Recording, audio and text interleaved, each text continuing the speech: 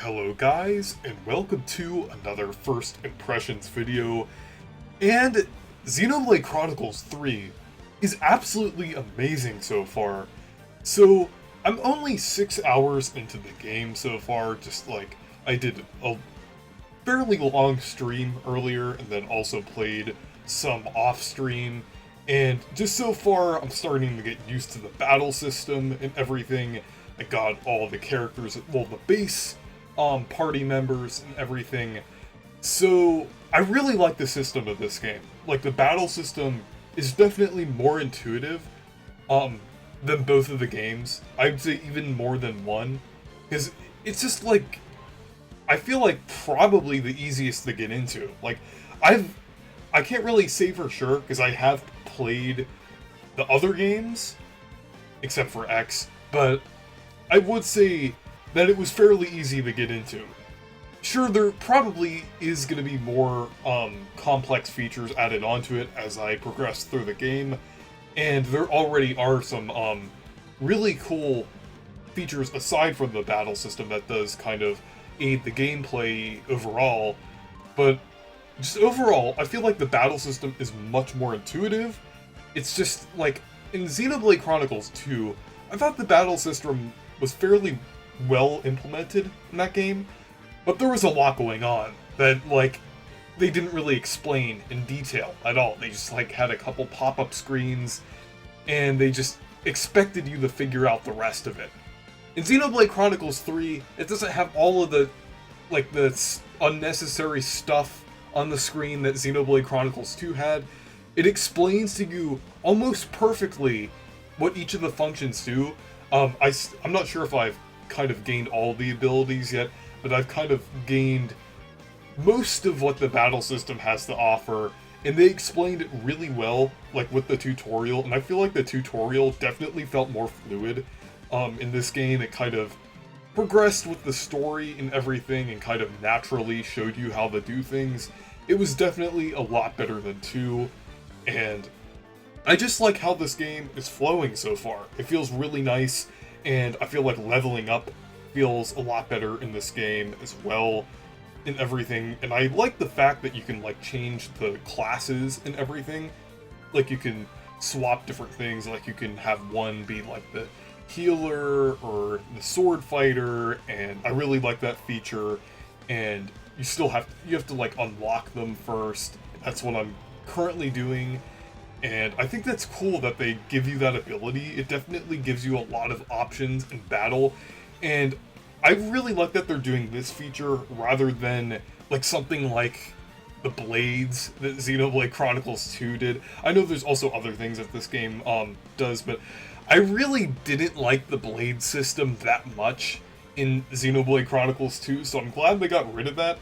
And in its place, they added a lot of interesting features. Like I said, like the ability to change classes, and also the Ouroboros feature, which is pretty cool too. That's kind of implemented into the story and everything. It kind of connected with the changing classes thing. So, yeah, I think in terms of like the battle system with gameplay and everything, I'm definitely really enjoying it so far.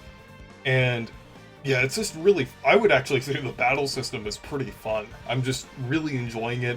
And it's definitely a lot better to engage in battles in this game than it was in like 2 and even 1. I thought 1 was pretty good.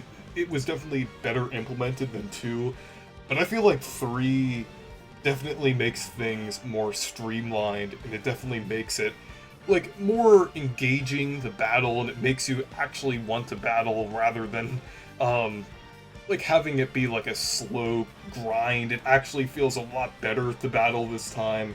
And just like overall, like the UI is a lot better. Everything just in general is streamlined. I feel like they took a lot of notes from both Torna and Definitive Edition. Like they've just definitely overhauled a lot of things in the game, or things from the Xenoblade series that definitely needed to be improved. And I feel like it's definitely like the definitive battle system and the definitive gameplay system and everything.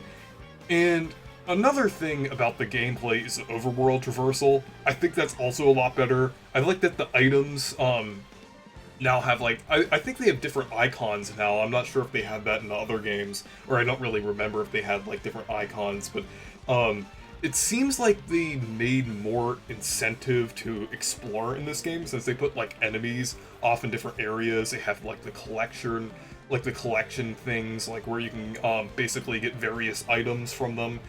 And I just feel like they just made the overworlds a lot better this time. They definitely didn't feel bland in the other games, but they just kind of improved it in this game. They definitely gave you more incentive to explore this time and kind of go off of the path that you need to take and everything.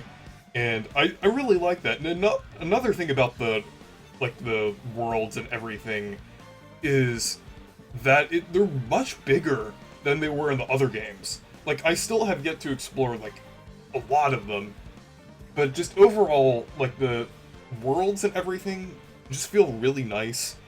And like, there really aren't, like, so far I really haven't experienced that many like loading zones and everything. Like, I feel like they're mostly like really big, and I would say it's kind of comparable to like the size of the worlds in Pokemon Legends Arceus. I think that's a comparable kind of size to them, but obviously kind of going in between them. Like, it feels kind of like Xenoblade 1, like how you go in between like the different areas and everything, but like with the size and scale of everything, it definitely feels a lot bigger. And I also wanted to talk about the graphics and performance as well, because I feel like it looks a lot better this time. Like, Xenoblade Chronicles 2 and somewhat Definitive Edition have had some graphical problems on the Switch. Like, they were definitely struggling to run, because it dropped as low as, like, I think, like 400, 500, something like around that range, in terms of, like, graphics and everything. But I feel like this game, it seems to be more consistent. Like, it's definitely not consistent in 1080p. I feel like for most games on the Switch, that's kind of hard to achieve unless it's like a simpler game. But I would say it's probably around like 900p. Like, it definitely looks nice and everything. And I feel like the textures are also more detailed and everything. And I feel like the frame rate is also pretty consistent too. And even in handheld mode, it actually runs fairly well. Like, obviously it's not really as good as like other games and everything, but it still runs a lot better than the other Xenoblade games on Switch. And I would actually say, with the way this game looks and everything, I would actually say it's one of the best looking games on the Nintendo Switch. Definitely not definitely not graphically the best looking game on Switch, but I would say like art style and kind of like how the worlds are looking and everything, I would say it's probably one of the best looking games on Switch. It definitely looks really nice, and it's definitely more visually appealing than the other Xenoblade games.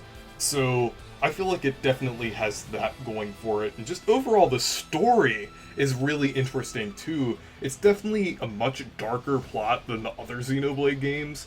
And the cutscenes are like definitely high quality, like definitely higher quality than even the other games.